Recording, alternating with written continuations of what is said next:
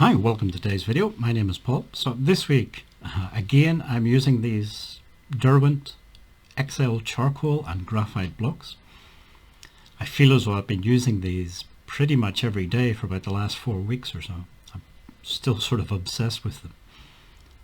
So much so that I haven't really I haven't used any other media really for a few weeks or even a few months. In the case of watercolor painting, okay, I did a bit of mixed media last week, but really I haven't done a watercolor painting for about 2 months, 2.5 months. There's a little voice inside my head sort of saying, are you sure you even remember how to use watercolor paint? But I'm recording this on Tuesday morning, and I hope, I plan that Tuesday afternoon I'll have a bit of time to do some watercolor painting. With the watercolor, I often say that it was influenced by Impressionism, and that's true. And certainly in the early days when I got started a couple of years ago, I was trying to create a sort of Impressionist style or feel to the paintings, but using watercolor rather than oil paint. Most of the Impressionists used oil painting. Degas used sometimes soft pastels, especially with his sort of ballerina, ballet style paintings. But usually they were done in oil paint. In the case of these charcoal drawings, though, Impressionism is not a big influence on these. Instead, I often say that it's minimalism that influences me when I do these drawings. So minimalism, it comes from a period in art history that I'm not that familiar with. I'm more familiar with sort of second half of the 19th century and early part of the 20th century. So really from Impressionism, Neo-Impressionism, Post-Impressionism through to Fauvism. Then of course at the end of that you have the emergence of people like Matisse and Picasso and the start of the whole really modern art movement. That's the time period that I'm most familiar with, and I know more about the artists in that time period. The minimalism really didn't get started, at least from what I've read, until sort of the 1950s. And it was primarily in New York. So in the 1950s, New York was still, the art world anyway, was still dominated by abstract expressionism. And if you think of someone like, say, Jackson Pollock, his artwork is probably, you could maybe label it as anti-minimalism. There's so much happening in his paintings. It's the complete opposite of what the minimalists were trying to do. And some people say that minimalism was actually a reaction to abstract expressionism. They were trying to get away from all of the emotional baggage that went along with abstract expressionism and the whole concept of expressionist art. They were trying to get away from that, back to more basics, color and form and hard edges and just simplicity. But there was a lot of controversy associated with minimalism.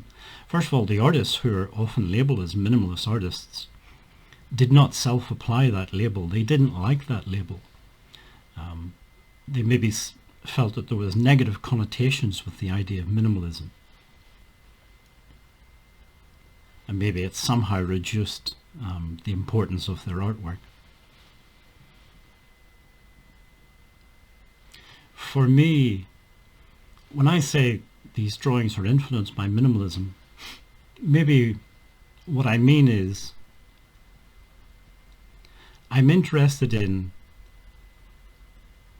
how much charcoal do you have to put onto the paper for it to become a landscape drawing.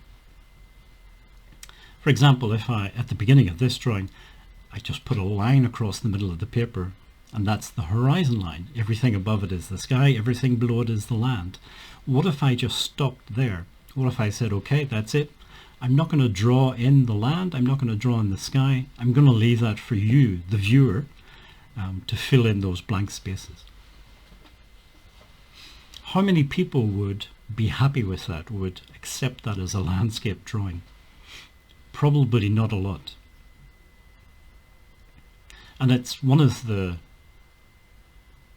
sort of, I guess, controversies associated with minimalism. Sometimes people saw it as not real art, as a bit of a scam. So for example, a lot of minimalist art wasn't actually painting or drawing, it was sculpture. And when I say sculpture, I mean it was often manufactured items. So if you have, in a museum, if you have a pile of bricks, that's considered a piece of artwork. Whereas if you have a pile of bricks on a construction site, is that still considered a piece of art? I would say most people would say no.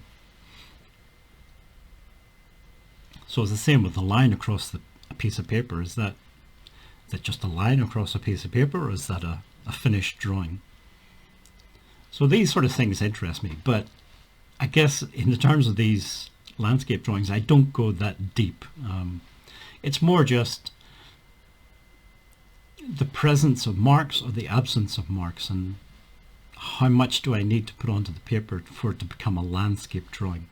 That sort of thing interests me. I'm also, as I've said before many times, I'm not drawing actual landscapes. It's all coming out of my head from imagination, and I guess a bit of memory as well. So I'm not interested in details. I'm more interested in capturing the essence of a landscape, if you like, rather than trying to reproduce a landscape in all of its details, with every blade of grass and every leaf on every tree. That sort of thing doesn't interest me. I'm more interested in, as I say, the essence of the landscape and what the landscape means to me or to someone who's looking at the painting or drawing.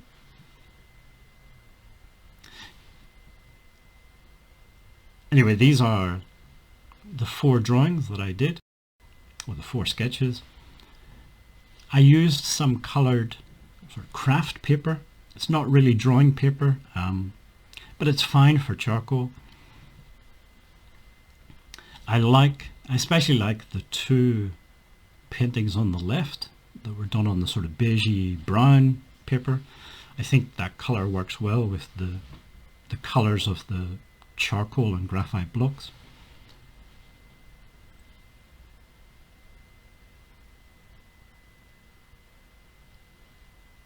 The other 2 on the yellow paper, I think the brighter paper sometimes maybe is a little bit distracting, maybe. I don't know, it's just a feeling I have. So I prefer maybe the more muted, beigey, sort of brown color paper. But anyway, the main thing, as always, was I enjoyed making these sketches, and as I keep saying, I think the main thing in art is just to enjoy it. We can try to get all intellectual and talk about this and that and these movements and those movements. But at the end of the day, it's mainly, are you having fun drawing? And hopefully the answer is yes. And certainly I enjoyed making these 4 sketches. Well, if you made it this far in the video, thank you for watching as always, and hopefully see you in next week's video.